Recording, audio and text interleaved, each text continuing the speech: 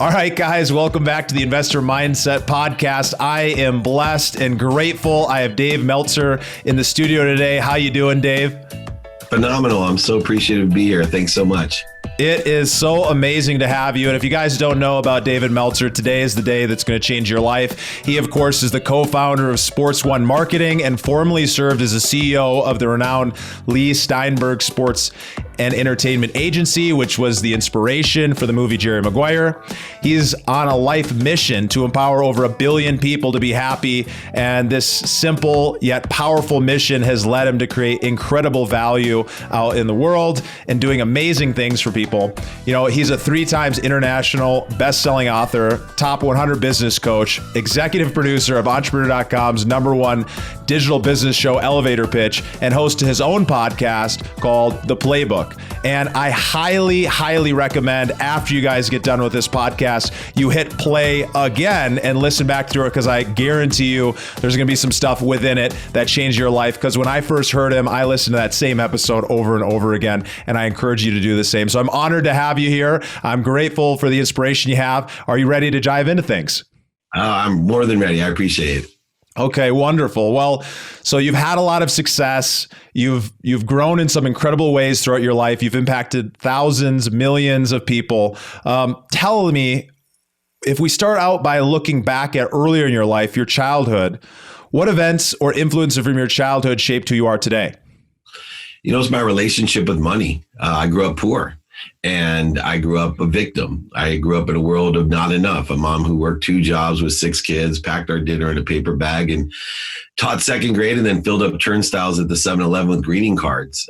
So in my mind, my relationship with money was a scarce one. And I wanted to get as much money as I could so I could buy my mom a house and a car. And everything that I did as a child was directed to, can I be rich enough to buy my mom a house and a car? And so whether it was to be a professional athlete, whether it to be, my mom had a saying, doctor, lawyer, or failure. So when I got ran over in college by Christian Okoye, I remember being lying on my back saying, doctor, lawyer, or failure. I didn't like hospitals. My brother told me to be more interested than interesting. So I went the law route. And all of my decisions, all the way through the time where I ended up losing $100 million, over $100 million, mostly in real estate, everything was around the fact that money could buy me happiness and love. And it just kept reoccurring and reaffirming, because I was a millionaire 9 months out of law school, and I was a multimillionaire by the time I was 30. Yeah, I mean, and that's incredible, right? So this need, this desire to go and, create income, to create money in your life so that you didn't live that same way that you were growing up. What changed for you that had you start focusing on something different? Because obviously money came to you and you went and found it, and it dramatically changed your life. But where was that shift from focusing on I've got to have it to I have it, and now what else? Yeah, so I went from the world of not enough into a world of just enough, and just enough of everything for me. Everything was a trade. I was extremely generous, but I always would give money to get recognition or acknowledgement or some sort of trade. That was about anything that I gave. I wanted to be my mom's favorite child, so I bought her the house and the car. Everything had a condition or a judgment tied to it. 3 things happened in my life, 3 great lessons. The first one happened when I was 30 years old. I was a multimillionaire at 30, extremely blessed, in my dream home with my dream girl. I actually married the girl that I fell in love with at 6th grade camp. I asked my best friend at 6th grade camp to ask her to go steady. She said, no, tell him to ask me himself. And so I threw an egg at her. So it was a long journey to get her to marry me. In fact, she hates when I say it because it's not true, as you'll find out. But I felt as if part of the reason my wife loved me now was because I had a lot of money.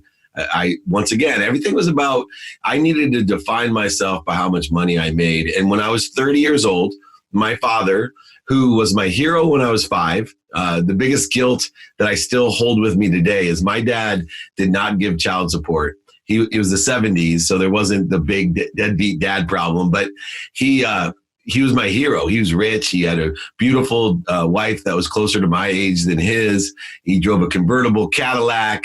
And I used to tell my mom while we were driving, in between those two jobs in the Country Squire station wagon that would break down, and I'd catch her crying over the financial stresses that my dad was causing us. I tell her, why can't you be more like Dad, Mom? And so at 30 years old, though, my dad gave me a birthday present. It was the first birthday present I got in 20 years. At 10 years old, he forgot my birthday, and I got mad at him. And what made it worse was he lied to me and said he didn't forget my birthday. He doesn't believe in birthdays. At that moment, at 10 years old, my dad went from hero to zero, because I knew he was a liar, that he was a cheater, that he was a manipulator, overseller and back-end seller, and I hated him. And so for 20 years, I had a very difficult relationship with my father. One, once again, that was based off of money, and I learned the truth about what he had done to my mom and what he had done to the family. And I just couldn't get over it. But at 30 years old, my dad gave me my first birthday present in 20 years, a beautiful sport coat, fit perfectly. And I tried it on. I remember crying when I tried it on. My wife's like, "What's the matter?" I'm like, "Gosh, it fits me." Like, he actually cared enough to find out what size I wore. And I opened up the jacket, and he had torn out all the lining, all the pockets. I immediately got enraged. I called him up. I said, what is this gift? Why are you punishing me? He said, "What are you talking about punishing you?" I said, "Why would you send me a coat that I can't wear?" He goes, "Because it's not for wearing." I'm like, what do you mean it's not for wearing? He goes, "Dave, that coat's to be hung in your closet until you die. It's there to remind you that you can't take anything with you when you're gone. It's there to remind you you're just like me." I said, "I'm nothing like you. You're a liar, a cheater, a manipulator, overseller, backend. I'm nothing like you. F you." And I hung up on him. 6 years later, when I was 36 years old, this is 2 years before I lost everything, I went golfing. I was running Leigh Steinberg Sports Entertainment. That is, the most notable sports agency in the world. I had access to the Super Bowl, Pro Bowl, Masters, Kentucky Derby. I surrounded myself with the greatest athletes, celebrities, and entertainers in the world. I had a dream job. And I went golfing with my best friend, Rob, the guy who asked my wife to go steady for me at sixth grade camp. And I asked Rob, I said, "How come you don't hang out with me anymore?" I said, "We could hang out at the greatest events with the greatest people on earth." He said, "I don't like who you hang out with, and I don't like what they do." I said, "Well, I'm not doing the things that those guys are doing. Come on, Rob, just come with me." He said, "Dave, you can lie to me, but don't lie to yourself." I was heartbroken when I left. That's my best friend since the fourth grade. And he was the first. And the reason I was heartbroken isn't what he said. The reason I was heartbroken is that was truly the second glimpse. But I was old enough now, 36. That was the second glimpse of the truth. And he was the only one next to my father to tell me the truth. Everybody else in my life was a bunch of yes people. Everybody else sucked up to me. My relatives, my friends, my family, they all wanted something to trade with me. And they knew that if they gave me recognition and an ego boost, that I would get them whatever they want, cars and houses. Houses, cars, loans, money, whatever it was. 2 weeks later, my life changed. And it was the third and final straw that broke the camel's back. I came home at 5:30 in the morning, intoxicated and high. I was partying with a guy named Little John. We went to the Grammy Awards together. He was being awarded. Yeah, it was cool. But I had lied to my wife. I had told her I was going to a business meeting. I changed clothes in the car because I knew she wouldn't let me go because I'd not spent enough time at home. I'd been partying way too much. And I came home 5:30 in the morning, and there was the third truth, as I call it. My wife stopped me coming in, told me that she wasn't happy and that I better take stock in who I was, take inventory of who I was, or I was going to end up dead and for sure without her. She was leaving. I wish I would have told you. I immediately said, "Oh my gosh, you're right." I did. I got mad. And I told her, "How dare you? How dare you tell me that? Look around you. Who do you think provides all this stuff?" And I just threw the ego book at her as hard as I could. And I went to my room and I woke up in the morning even more upset, thinking about how I could take all my money and all my houses and all my golf course and my ski mountain and my kids away from her. I was so pissed, so lost. And then I looked over, and in the closet, shining, like my head is shining right now, I hadn't seen that jacket, man. It was staring at me, telling me, man, you're just like your dad. Everything you hate about your father, that's you, buddy. You are a liar, cheater, a manipulator, back-end seller, and overseller, and you better take stock in who you are. And that's what changed my life. And so I started taking inventory of my values. And it's something that I suggest that people do today. Take inventory of your values and know who you are. And when you know who you are and you have the right mindset, it doesn't matter what's happening. There's always opportunity. I always call it the mindset of millionaires, the margins of millionaires. More millionaires were made during the Depression. There'll be more millionaires, especially in real estate, made right now than any other time. And it's the people that are going to take inventory of their values like I did. And that prepared me for 2008. 2008, I lost over $100 million.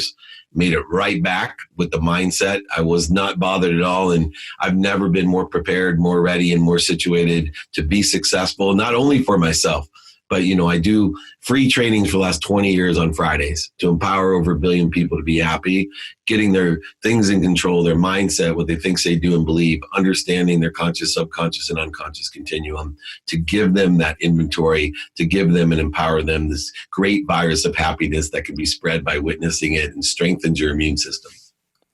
I mean, it's like so touching as I hear you talk about this, and I can feel the emotion. You're making me want to tear up thinking about that moment of realizing that everything that you had been going for, everything that you thought was what life was about, in that moment, you realized it was actually everything that you hated.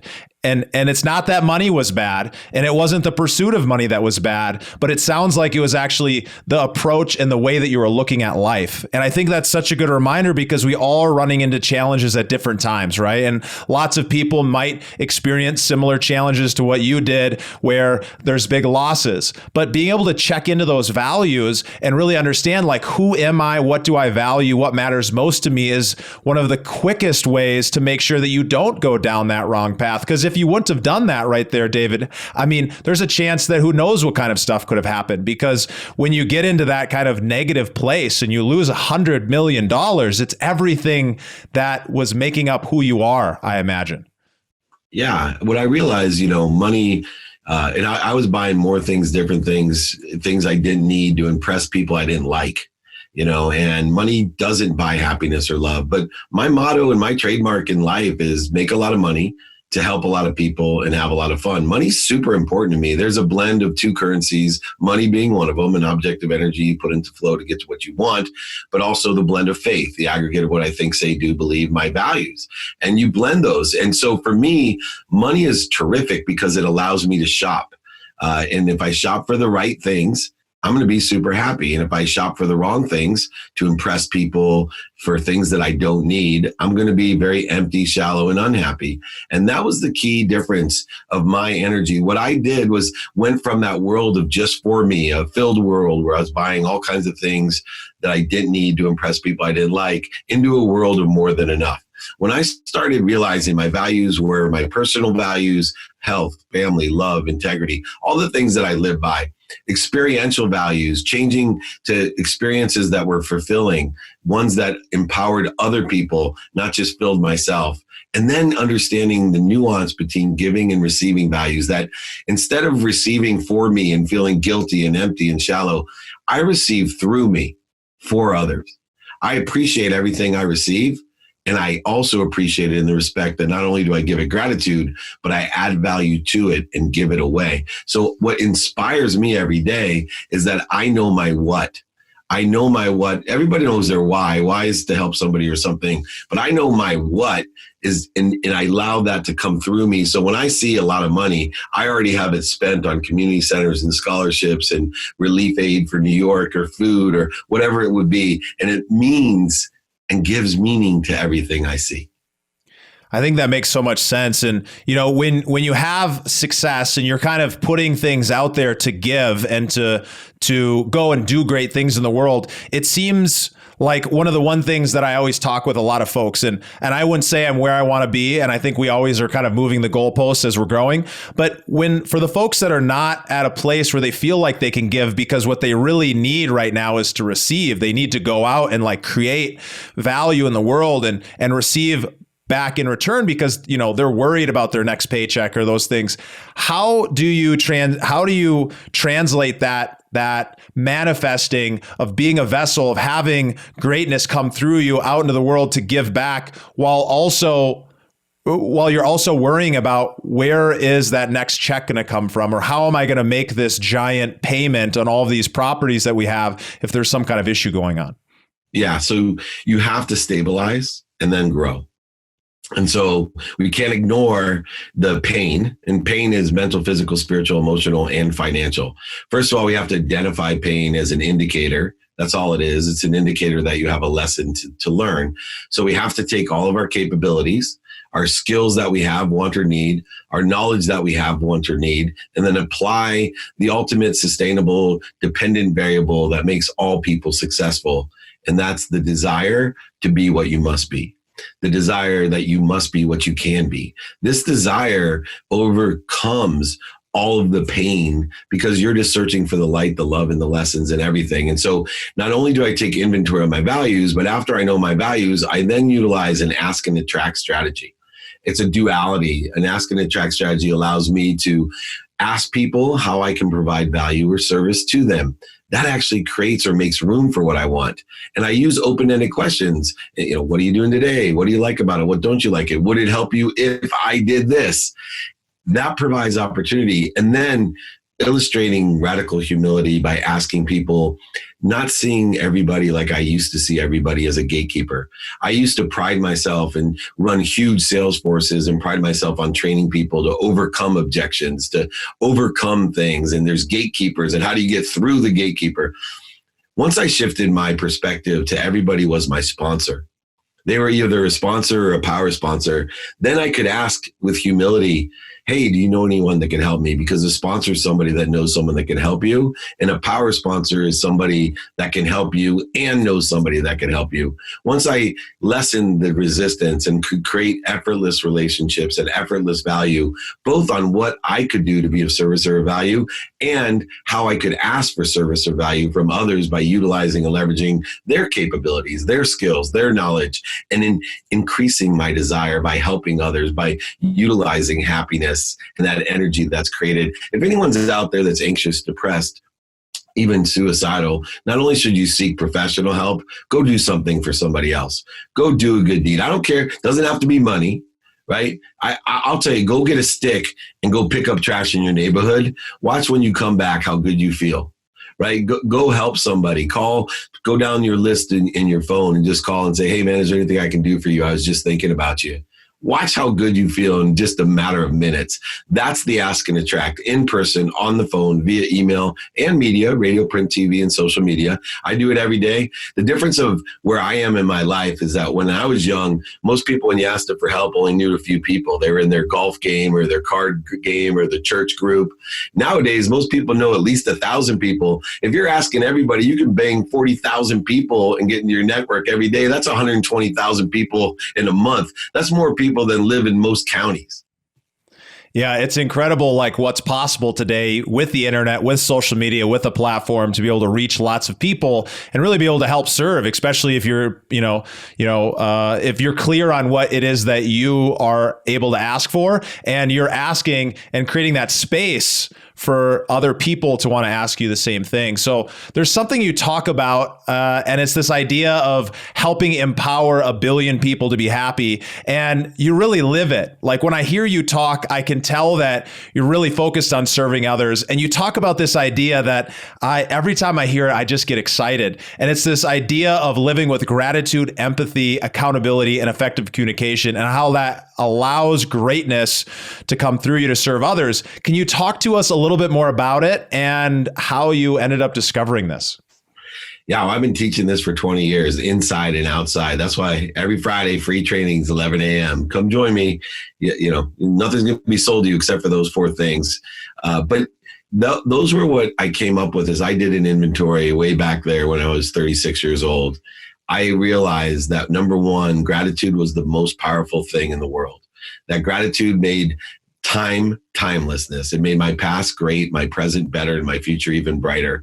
That if I could live life with a lens of gratitude, finding the light, the love, and the lesson, seeing all the pain that exists in the world as an indicator that I just had a lesson to learn, that was the most powerful mindset, the mindset of an investor. When you can find the light, the love, and the lessons in everything. What I realized, especially when I ran the sports agency, where most people were not only jealous of my job, but they were jealous of all the people I represented. And they thought that there was some perfect job or some perfect world where you're so lucky. Even my wife used to say to me, "You're so lucky, you love what you do." I said, let me just tell you this. There's activity I get paid for and activity I don't get paid for. There is a percentage of all the activity that I do. There's a percentage that I love inherently. I don't know, sometimes it's 1%, other times it's 99%, but there's never 100% love.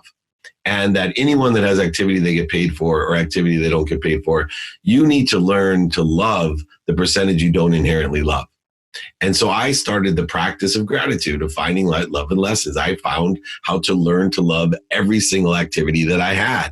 And that changed the entire lineage of time. It made things timeless because I enjoyed the consistent every day, persistent without quit pursuit of my potential. And then moving from there, forgiveness gave me peace.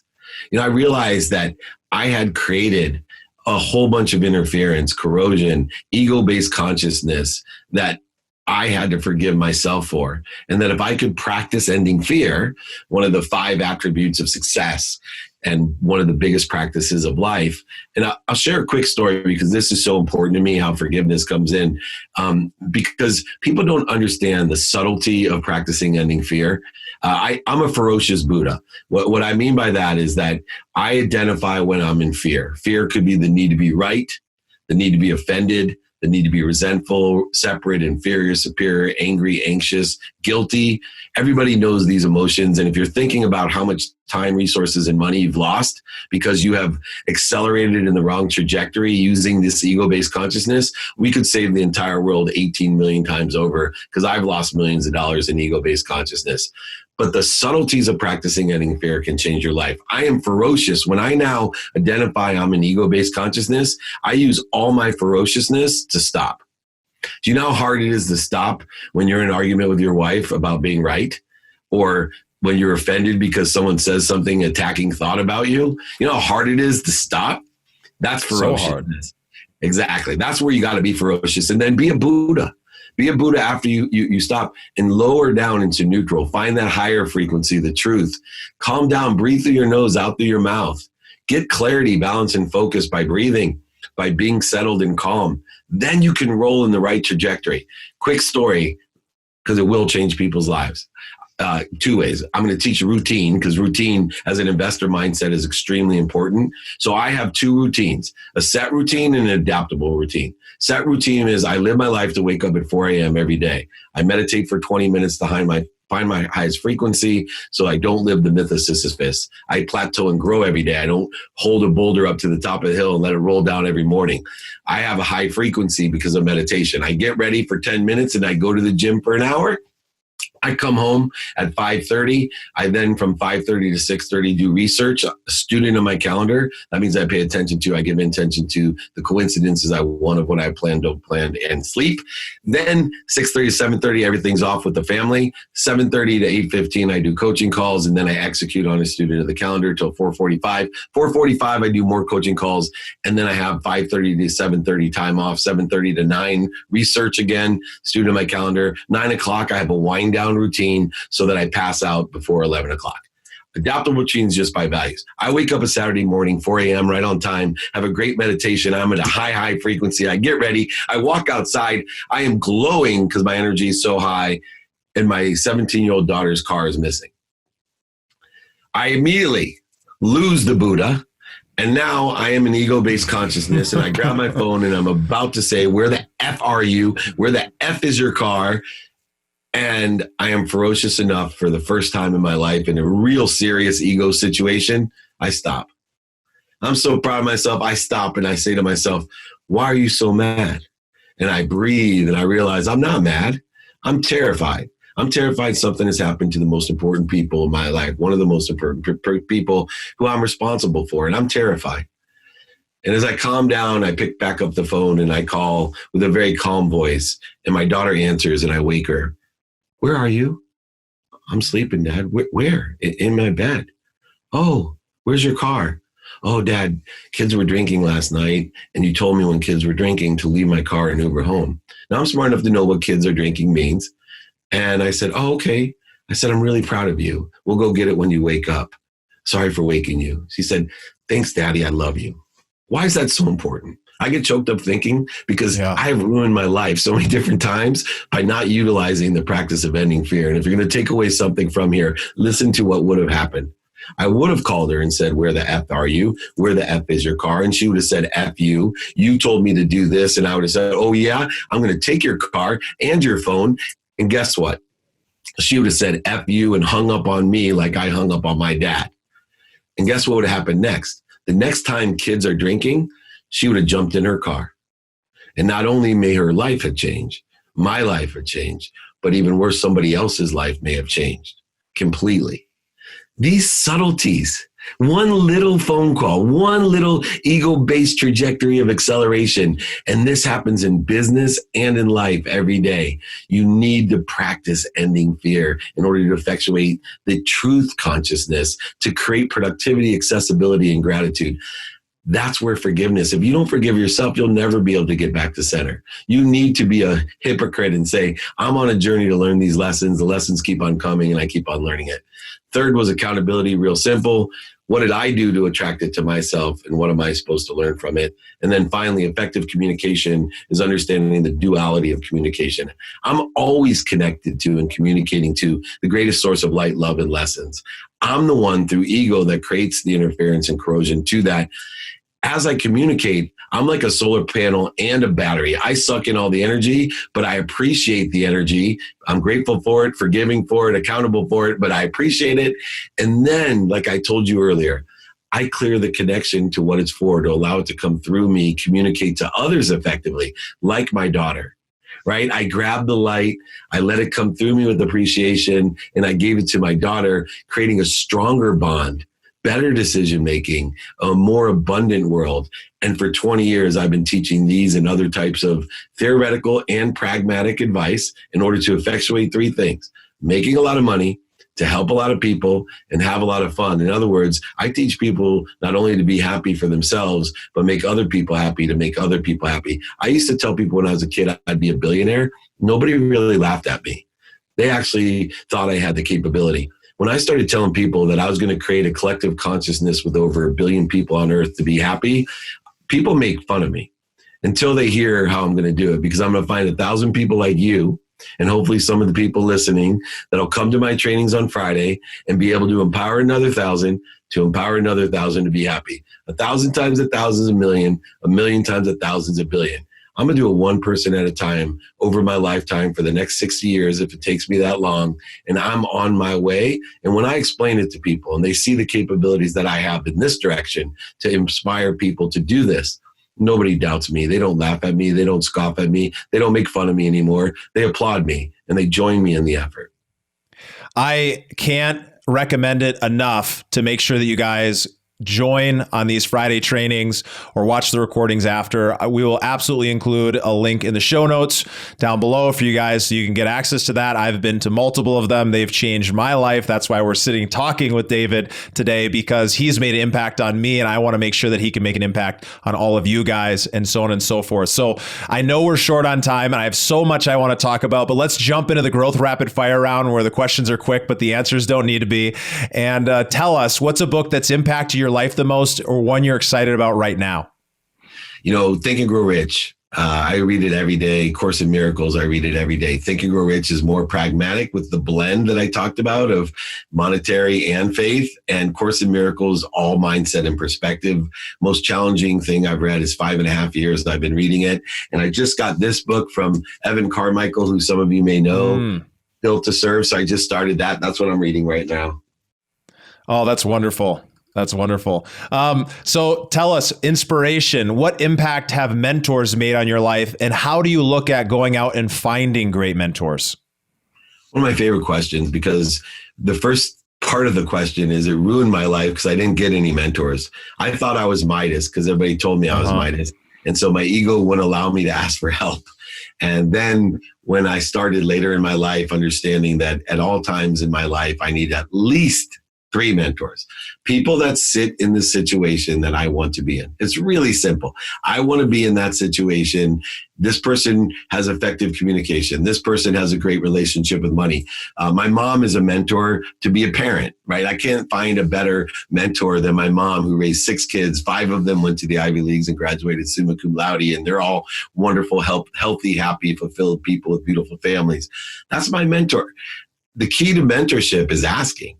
Because once you realize when you ask somebody for their mentorship, you have given them the biggest gift that they could ever give them. There's no way you could ever make anyone feel any better than say, hey, I need your help because of what you know, what you've learned, because of your capabilities. Can you share that to make my life better? You will instantly make that person, and 9 out of 10 people will say yes. The other one is just a matter of time or emotion, that it's just not a good time, or emotionally they're not set to help you. But there's always, you're giving the value, not asking for value when you ask for help from a mentor. But be very strategic, do your research, be more interested than interesting, find a mentor. If you're in real estate, for example, if you're not looking up who has 40 years experience in your area, not only geographic area, but the area of your expertise, syndication, flipping, multifamily, they're always there, right? Real estate is one of the oldest business. In fact, all the laws in America are made to protect the landowner. So real estate is the best business you can get into. That's from a legal perspective as well as a recovering lawyer. You need to ask for help. Go find, because all you need to do is say, hey man, can you tell me when it's oversold? Now you know to go buy. And then go ask them, hey, do you know when it's overbought? Now you know it's time to sell. And they'll also know and have relationships with the best title, insurance, all these different strategies, because they've paid the dummy tax. What makes me such a great mentor is I've paid a ton of dummy tax, and I illuminate the mistakes that I made. I've learned my lessons, and I'm not afraid. I don't need to be perfect to all the people that learn from me. They love the fact that I'm like, look, I was an idiot. This is what I learned from being an idiot. Don't be an idiot like me. This is the key. I love that. I mean, your humility comes through every single time you speak. And I know that's something you've worked on. And I'm just want to point out that it's really powerful, because it's a reminder that no matter how big you get, you can't let your head get that big. Yeah, I'm still learning. This is new for me as well. I've never been stuck in a closet for 2 months. I've never had to, within a day, instantly change. Remember, one of my core business is sports marketing, right? There's no big gatherings until they get a vaccine. There will be no huge gatherings, no Super Bowls, Pro Bowls, Masters, Kentucky Derby, all the places where I've made my money for the last 20 years. They're not happening until you get a vaccine. But I used and went back to my basics, inventory my values. I went back, and I've never made more money, helped more people, or had more fun than the last 8 weeks. It's incredible how you can just change the outlook on it, and then all of a sudden it's a better experience, right? I feel like there's a lot of value that came in from being on lockdown. So finishing on this purpose, what drives you to live your best life every day? That's easy. Empowering others to empower others to be happy. Without a doubt, starting with the people most relative to me. I think that's important for people to know, right? It starts with my own wife and children, and then my mom, and then my siblings, and then my associates, and then my community, then my state, then my country, then the world. But it's all about empowering those spheres of influence to empower other spheres of influence, to empower other spheres of influence. I promise you, if we can get everyone just to have a happiness mindset, to find the light, love, and lessons in you're talking about more than enough of everything for everyone. I think one of the things we're realizing by this pause is how much we actually have. Yes, we have to question our existence, and we can't take it for granted. But one of the greatest gifts that we've all been given is, you know what? I have a lot. Like, I'm not, for me, I'll value, I'll trade you right now, anyone, my Super Bowl tickets to next year's Super Bowl to have this many dinners with my family. That's without a doubt. I'd pay money every night to have dinner with my family. That's incredible. Well, thank you so much for so much inspiration. Thank you for being here. Where should people go to find out more about you or get in touch? That'd be great. They can email me directly, david@dmeltzer.com, dmeltzer.com. They can search David Meltzer at David Meltzer on all the platforms. And I have a text number. So if you want to register for the free training, text me at 949-298-2905. My trainings are always free. Stephen will tell you, I don't sell anything on them. They're there to empower you, to empower others. It's 1 hour of your life with Q&A. You'll love it. Please invite everyone to join us. We're going to have a great time Friday, 11 a.m. Pacific, 2 p.m. Eastern.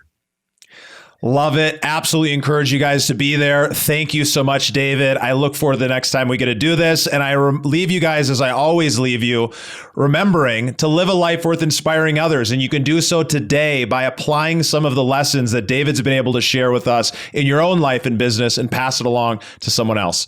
Thanks so much, guys. It's wonderful that so many of you have stepped up and registered to partner in future multifamily opportunities together. We follow a very strict vetting process when selecting our operating partners, and all of which have a serious track record, at least 5 years of experience, at least 2,500 doors that they've actually managed and owned, and over $250,000 of assets under management.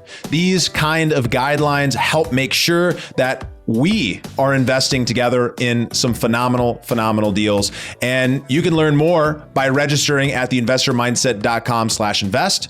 These institutional style investments bring benefits to busy professionals and real estate entrepreneurs looking to reduce their taxes and increase their returns. And you can join us by getting started at theinvestormindset.com/invest. I look forward to seeing you on the next deal. Thank you for listening to the Investor Mindset Podcast. If you like what you heard, make sure to rate, review, subscribe, and share it with a friend. Head over to theinvestormindset.com to join the Insider Club, where we share tools and strategies from the top investors and entrepreneurs on how to take it to the next level.